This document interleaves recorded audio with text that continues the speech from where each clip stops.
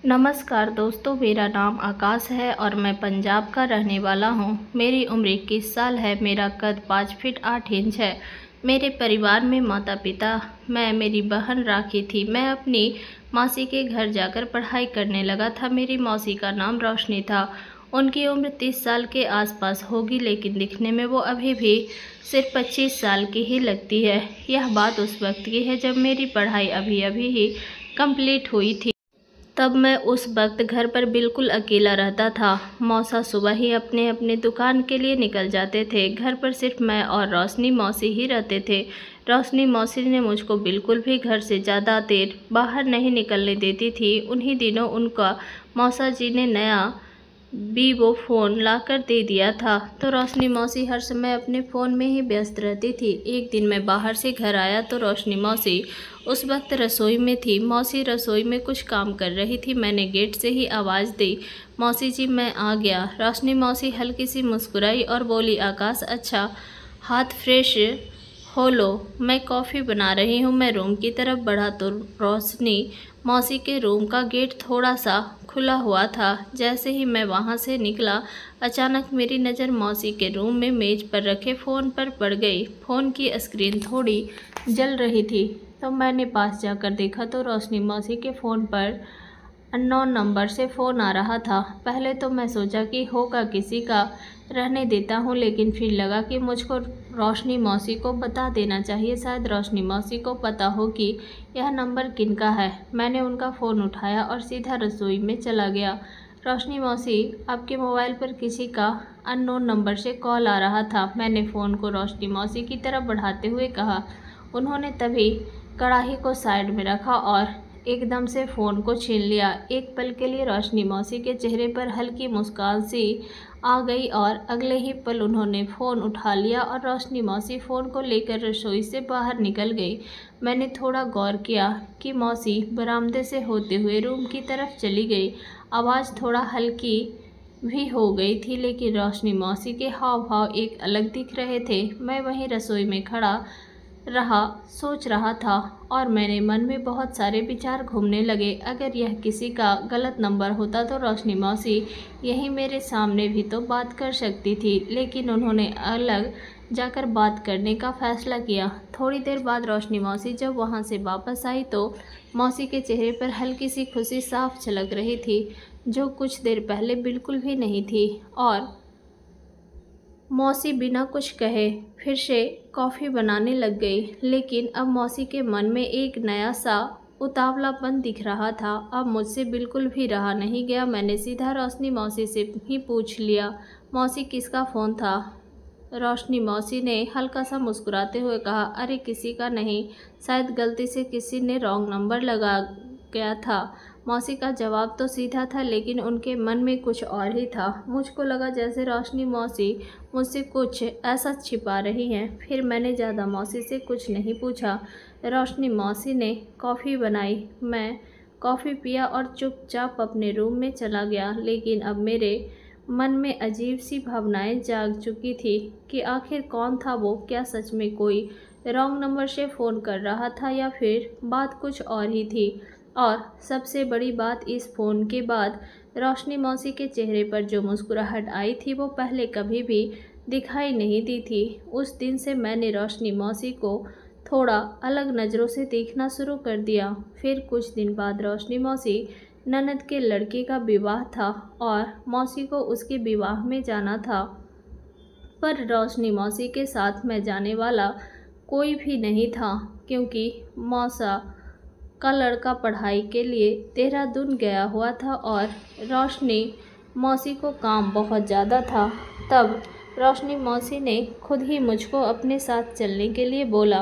पहले तो मैंने रोशनी मौसी के साथ में जाने से मना कर दिया और कहा, मौसी जी आप अपने ननद के यहाँ अकेले ही चली जाओ। लेकिन रोशनी मौसी ने बार बार बोलने पर मैं जाने के लिए तैयार हो गया। फिर 4 दिन बाद सुबह सुबह मैं और मौसी लुधियाना से दिल्ली जाने के लिए बस में बैठे और सफ़र काफ़ी लंबा था, लेकिन रोशनी मौसी के साथ बातचीत में समय कब निकल गया मुझको पता ही नहीं चला। कभी रोशनी मौसी पुरानी बातें करने लगती तो कभी मुझसे मजाक करने लगती। मैं ज़्यादातर हंसकर जवाब देता, लेकिन मौसी के सवालों से बचने की भी पूरी कोशिश करता। दोपहर के 1 बजते होते ही दिल्ली हमें लेने के लिए मौसी की ननद के पति पहले से ही वहाँ मौजूद थे। कार में बैठते ही मैंने उन्हें प्रणाम किया और अपना कपड़ों का बैग पीछे रख दिया। रास्ते में वो रोशनी मौसी से बातें करने लगे और मैं विंडो से बाहर का नज़ारा देखने लगा। थोड़ी देर बाद हम मामा के घर पहुँचे। उन्होंने हमें उनके घर के पास बने एक और मकान में रुकने को कहा, जहां बाकी और रिश्तेदार भी रुके हुए थे। सफ़र करते करते बहुत ही ज़्यादा थकान हो गई थी, इसलिए मैंने जल्दी से सोने का फ़ैसला किया। रूम में जाकर बेड पर लेट गया और एक चादर ओढ़कर काफ़ी गहरी नींद में सो गया। शाम को करीब 7 बजे रोशनी मौसी ने मुझको हिलाकर उठाया। जब मौसी की आवाज़ कानों में पड़ी, आकाश उठ जा, सब लोग बारात में जा रहे हैं। मैंने एकदम से अपनी आंखें खोली तो देखा कि रोशनी मौसी पहले से ही रेडी होकर खड़ी थी। उन्होंने हल्के पीले रंग की ड्रेस पहनी हुई थी, जिससे मौसी की सुंदरता और साफ नज़र आ रही थी। मैंने एक पल रोशनी मौसी की तरफ देखा, फिर उठकर फ्रेश होने चला गया। थोड़ी देर बाद जब मैं रेडी होकर बाहर आया तो रोशनी मौसी ने मुझे ऊपर से नीचे तक देखा और बोली, आकाश, अरे वाह, तुम तो बहुत हैंडसम लग रहे हो। मैंने हंसकर तुरंत जवाब दिया, बस ठीक ठाक ही हूँ। फिर हम दोनों बारात वाले स्थान पर जाने के लिए निकल गए। वहाँ पहुँचकर जब देखा कि बहुत ही ज़्यादा भीड़ थी, हर तरफ लोग मजाक मस्ती कर रहे थे, कुछ खाना खा रहे थे और कुछ डीजे के पास नाच रहे थे। मुझको वह ज़्यादा भीड़ में जाने का बिल्कुल भी मन नहीं था, तो मैं और रोशनी मौसी एक कुर्सी पर जाकर बैठ गए। बैठते ही रोशनी मौसी ने इधर उधर झांक कर देखा और फिर मेरी तरफ देखकर थोड़ा हंसी और बोली, आकाश, तुमने कभी बताया नहीं तेरी दोस्त है या नहीं। मैं यह सुनकर एकदम हैरान रह गया, लेकिन फेस पर थोड़ी सी मुस्कान रखते हुए कहा, मौसी, अभी तक तो एक भी नहीं है। तभी रोशनी मौसी ने मेरी तरफ गौर से देखा और बोली, आकाश, तुम झूठ मत बोलो, ऐसा तो बिल्कुल भी नहीं हो सकता कि तेरी कोई दोस्त भी नहीं है। मैंने फिर से मौसी को मना किया और बोला, मौसी, मैं सच कह रहा हूँ, कोई लड़की दोस्त नहीं है मेरी। लेकिन रोशनी मौसी मानने को बिल्कुल भी तैयार नहीं थी और बोली, आकाश, अच्छा, सच सच बता, क्यों नहीं है तुम्हारी कोई दोस्त? अभी तक आकाश तुमको कोई लड़की पसंद नहीं आई? मैंने हल्की सी मुस्कुराहट के साथ कहा, जैसी लड़की मुझको चाहिए वैसी मिलती ही नहीं। रोशनी मौसी ने मेरी बात सुनकर कुछ देर तक मुझको घूरा, फिर मुस्कुराते हुए बोली, अच्छा आकाश, तो तुमको किस टाइप की लड़की चाहिए? मैं किसी लड़की से बात करूँगी। मैंने हंसी में कहा, अरे रहने दो मौसी, आपके बोलने से कोई भी लड़की गर्लफ्रेंड बन जाएगी क्या? लेकिन मौसी नहीं मानी। उन्होंने मुझको थोड़ा और पास खींचकर कहा, बताओ ना आकाश, तुमको किस टाइप की लड़की चाहिए? मैं ढूंढूंगी आकाश तुम्हारे लिए। मैंने थोड़ी देर तक शांत रहकर रोशनी मौसी की आंखों में देखा। वह बड़े गौर से मेरे बोलने का वेट कर रही थी। फिर मैंने हल्के से हंसकर कहा, मुझको इस टाइप की लड़की चाहिए जो सुंदर और सुशील हो और जो मेरी हर बात बिना कहे ही समझ जाए। रोशनी मौसी मेरी बात सुनकर थोड़ी देर के लिए एकदम से शांत हो गई, फिर धीरे से हंसी और बोली, अच्छा आकाश, तो फिर तुमको बहुत सुंदर लड़की चाहिए? मैंने हल्के से हाँ में सर हिला दिया और उस पल हमारे बीच एक समझ सी बन गई थी। रोशनी मौसी के चेहरे पर एक अलग ही मुस्कान थी और मौसी की आंखों में कुछ ऐसा था जो मैंने अब तक पहले कभी भी नहीं देखा था। विवाह का प्रोग्राम शानदार था। रस्में रीति रिवाज धीरे धीरे होते जा रहे थे और चारों तरफ जश्न में डूबे हुए थे। हम दोनों भी रात भर वहाँ रहे, कभी फ्रूट खाते तो कभी खाना और कभी किसी मेहमान से मिलते। उस वक्त रोशनी मौसी पूरे समय बहुत ही ज़्यादा खुश दिख रही थी, लेकिन मैं कहीं ना कहीं मौसी के चेहरे की उन छोटी छोटी मुस्कुराहट को महसूस कर रहा था, जो कुछ खास पलों के लिए ही आती थी, खासकर जब मौसी का फ़ोन बजता था। फिर रात के करीब 2 बजे विवाह की सारी रस्में रीति रिवाज खत्म हुई और अब सबको वापस ठहरने के लिए हॉल में जाना था। फूफा ने हमारे लिए पहले से ही एक होटल में अलग कमरा बुक करवा रखा था। हम गाड़ी से होटल पहुँचे। हम लोगों को थकान बहुत ज़्यादा हो गई थी कि किसी से ज़्यादा बात करने का भी बिल्कुल मन नहीं कर रहा था। फिर जब हम हॉल पहुँचे तो पता चला कि वहाँ बहुत ही ज़्यादा लोग आ गए हुए थे और सभी रूम में भर चुके थे। सिर्फ एक ही कमरा बचा हुआ था। रोशनी मौसी ने वहाँ के स्टाफ से कहा, कोई बात नहीं, हम दोनों लोग एक ही कमरे में रुक लेंगे। मैंने भी ज़्यादा कुछ नहीं कहा क्योंकि थकान के मारे सर दुख रहा था। फिर हम दोनों जल्दी से ही अपने रूम में चले गए। हमारा रूम तो नॉर्मल सा था लेकिन काफ़ी कंफर्टेबल था। उसमें अच्छा खासा बेड पड़ा हुआ था। मैं चुपचाप वहीं पड़े बेड पर सो गया। मौसी, अगर आपको कोई दिक्कत तो नहीं है? तभी रोशनी मौसी थोड़ा मुस्कुराई और बोली, अरे सो जाओ, इतनी रात को अब हम लोग कहाँ जाएंगे। फिर मैंने पिल्लो ठीक किया और फिर गहरी नींद में सो गया। तभी अचानक से हल्की आवाज़ें सुनकर मेरी आँख एकदम से खुल गई। मैंने हल्की सी आंखें खोली तो देखा कि रोशनी मौसी बाथरूम की तरफ जा रही थी। रूम की हल्की रोशनी में मौसी की परछाई दिख रही थी। मैंने हल्की सी करवट ली और फिर से सोने की थोड़ी कोशिश करने लगा। तभी अचानक रोशनी मौसी का फ़ोन बजा तो मैंने देखा फ़ोन पर वही अननोन नंबर से फिर से फ़ोन आ रहा था। मौसी का फ़ोन मेरे बिल्कुल पास ही रखा था। मेरे मन में कुछ डाउट हो रहा था लेकिन मैंने कोई हरकत नहीं की। मैं सोने का ड्रामा करता रहा। थोड़ी देर में रोशनी मौसी बाथरूम से बाहर आई। तभी मौसी की नज़र सीधे फ़ोन पर पड़ी। एक पल के लिए मौसी के कदम रुक गए। फिर उन्होंने तुरंत मोबाइल उठाया। जैसे ही मौसी ने वो नंबर देखा, उनके चेहरे पर एक अलग ही मुस्कान आ गई। मौसी थोड़ा मुस्कुराई लेकिन रोशनी मौसी की वो मुस्कुराहट वैसी नहीं थी जैसी वो हर वक्त रखती थी। यह मुस्कुराहट कुछ अलग ही थी, शायद एक छुपी हुई खुशी। फिर बिना कुछ कहे मौसी ने फ़ोन को रिसीव किया और तुरंत रूम से बाहर निकल गई। गेट को हल्के से बंद किया। मैं चुपचाप लेटा हुआ रोशनी मौसी को बाहर जाते हुए देखता रहा, लेकिन अब मेरी नींद पूरी तरह से खराब हो चुकी थी। मन में बहुत सी बातें घूम रही थी। आखिर मौसी कौन था वो? क्या बात थी जो रोशनी मौसी को जो इतनी देर से मुझसे छुपा रही थी? अगर मौसी को जानने वाला होता तो वो इतनी खुशी से और इस तरह बिल्कुल भी बाहर जाकर क्यों बात करती? यही सोचते हुए मेरे दिमाग पागल होता जा रहा था और रोशनी मौसी अब तक रूम में वापस नहीं आई थी। मैंने घड़ी देखी तो सुबह के 5 बज चुके थे। मैंने करवट बदली, टेरेस की ओर देखा और कुछ वेट करता रहा लेकिन रोशनी मौसी अब तक वापस नहीं आई थी।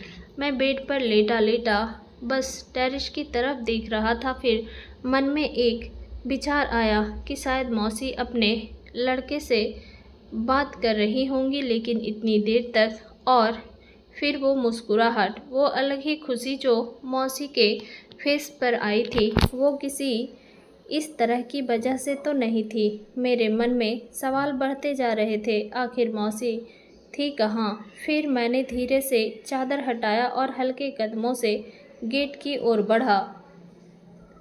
गेट खोलते ही एक ठंडी हवा मेरे चेहरे से टकराई। होटल के गैलरी में हल्का सा दूधिया रंग का उजाला था, लेकिन ज़्यादातर रूम के गेट बंद थे। फिर मैंने इधर उधर देखा और धीरे धीरे थोड़ा आगे बढ़ा। सबसे पहले मैं रूम की साइड की तरफ गया। सोचा कि शायद रोशनी मौसी वहीं होंगी, लेकिन वहाँ पर कोई नहीं था। लेकिन रात के इस समय सब कुछ सुनसान सा था। हल्की हल्की मस्त ठंडी ठंडी हवा चल रही थी और दूर दूर कहीं कोई भी नहीं दिखाई दे रहा था। अब मेरे मन में हल्की बेचैनी होने लगी थी। मैंने सोचा, आखिर रोशनी मौसी गई कहाँ? फिर अचानक मेरे दिमाग में विचार आया कि शायद रोशनी मौसी ऊपर टेरेस पर चली गई होगी। जब मैं वहाँ गया तो टेरेस से थोड़ी हल्की सी आवाज़ें आ रही थी। मैंने और करीब जाकर देखा तो रोशनी मौसी को वहीं खड़ी हुई थी और वो किसी से मुस्कुराकर बातें कर रही थी और मौसी की आंखों में एक अलग सा एहसास दिख रहा था, जैसे उसको कोई अपने दिल की बात बता रहा हो। रोशनी मौसी की हल्की आवाज़ भी मुझको सुनाई दे रही थी, जो बीते दिनों से बिल्कुल अलग थी। मैंने अपने आप को छिपाते हुए वहीं एक साइड में खड़ा हो गया ताकि रोशनी मौसी की बातें सुन सकूं। लेकिन रोशनी मौसी की आवाज़ें वास्तव में बहुत मधुर थी, जैसे कोई बहुत मस्ती वाली बातें बोल रही हो। फिर मौसी बोली कि मुझको भी आपकी बहुत ही ज़्यादा याद आती है। यह सुनकर मेरा दिल थम सा गया। आगे रोशनी मौसी क्या बोल रही थी यह सुनने के लिए मैंने थोड़ा और गौर किया। मौसी बोली, हाँ, मैं अभी बारात के लिए रुकी हुई हूँ, बस किसी और को कुछ भी पता ना चले सके। मैं हैरानी में था, आखिर रोशनी मौसी किससे बात कर रही थी। फिर वहीं पर 36 मिनट तक मैं वहीं खड़ा रहा और रोशनी मौसी अपनी बातों में बिल्कुल ही मस्त थी। मौसी के फेस पर वही नई सी मुस्कुराहट थी जो पहले मैंने कभी बीते दिनों में नहीं देखी थी। फिर रोशनी मौसी ने अचानक जैसे ही मुड़कर दूसरी तरफ देखा, रोशनी मौसी की निगाह सीधे मुझ पर पड़ गई। रोशनी मौसी एक दम से हैरान हो गई और कुछ वक्त के लिए रोशनी मौसी डर गई और घबराहट की वजह से मौसी ने एकदम से काल काट दिया। अब टेरेस पर सिर्फ मैं और रोशनी मौसी ही थे। टेरेस पर मस्त वाली ठंडी हवा चल रही थी। इधर मेरे मन में बेचैनी थी और रोशनी मौसी के फेस पर डर था। रोशनी मौसी के दिल की धड़कनें बहुत तेज हो रही थी और मौसी जैसे कुछ सोच रही थी कि अब क्या बोलूँगी। फिर मैं रोशनी मौसी के पास गया और पूछा, मौसी जी, यह व्यक्ति कौन था जिससे आप इतनी देर तक बातें कर रही थी? यह सुनकर रोशनी मौसी ने एकदम से निगाहें नीचे कर ली और जल्दी से बोल पड़ी, कोई नहीं, बस एक बहुत ख़ास फ्रेंड था।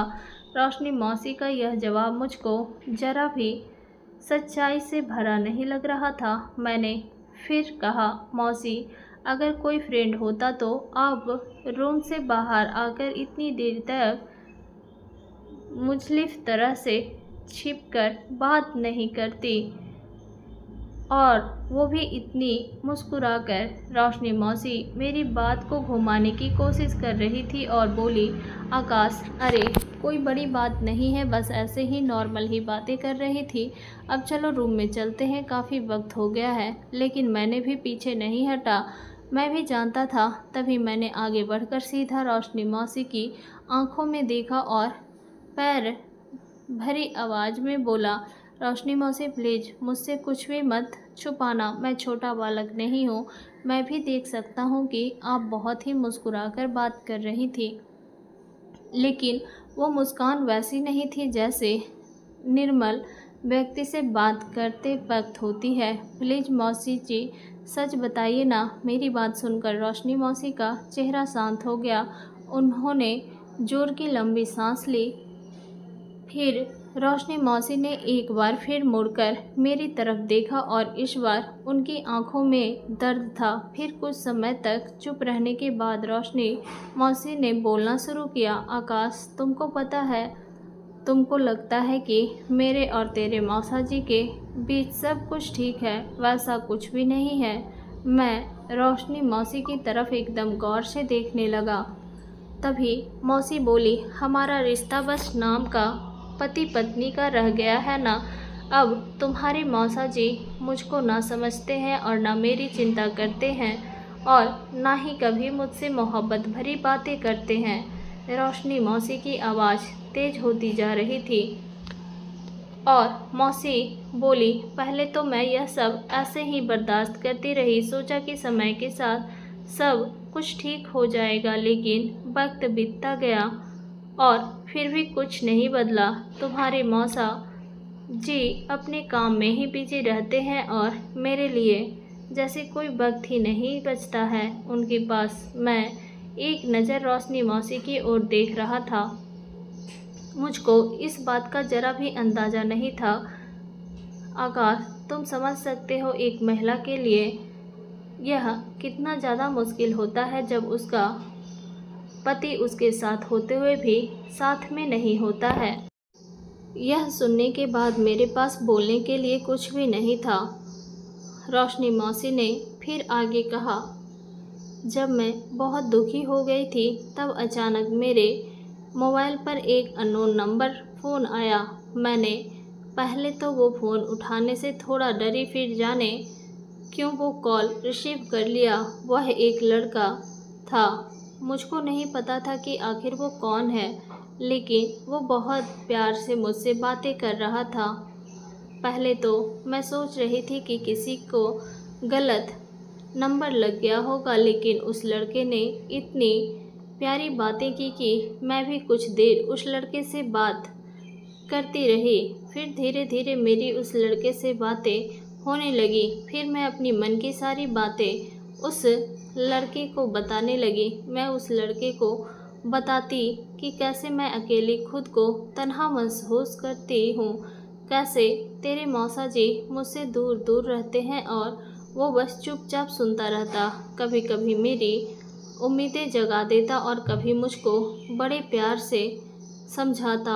और आकाश, सच कहूँ तो उस लड़के से बात करके मुझको बहुत ही ज़्यादा अच्छा लगता है। रोशनी मौसी के चेहरे पर हल्की सी मुस्कुराहट थी, जैसे वो उस लड़के को याद कर रही थी।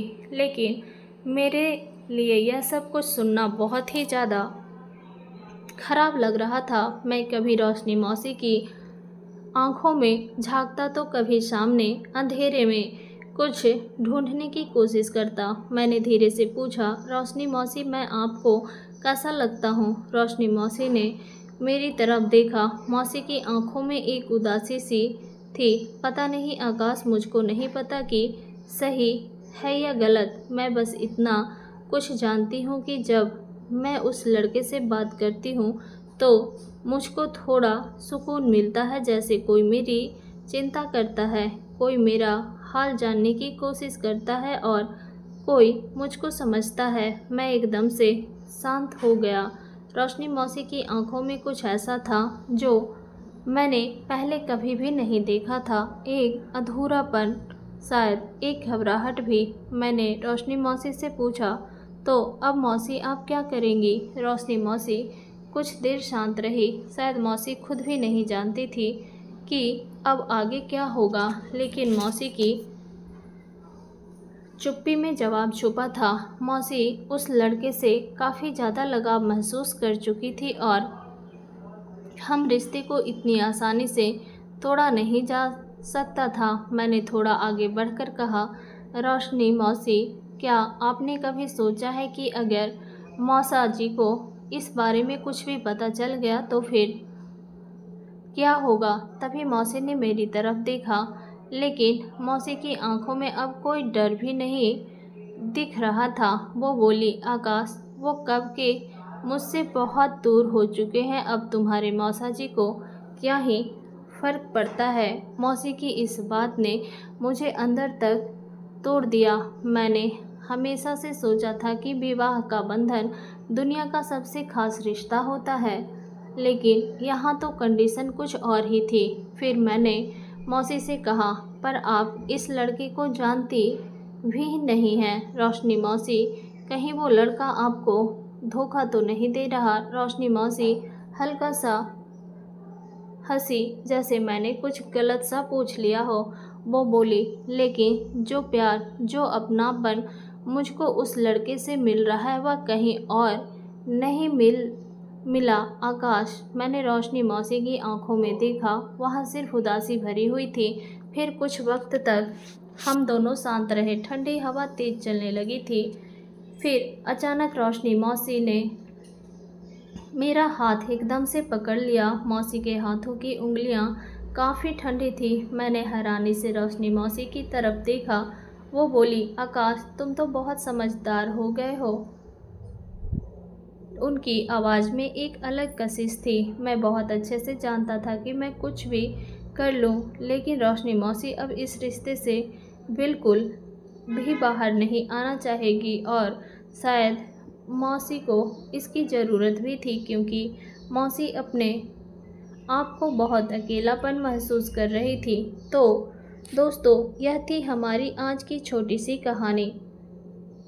अगर आपको यह कहानी पसंद आई हो तो इसे लाइक करें और अपने दोस्तों के साथ शेयर करें।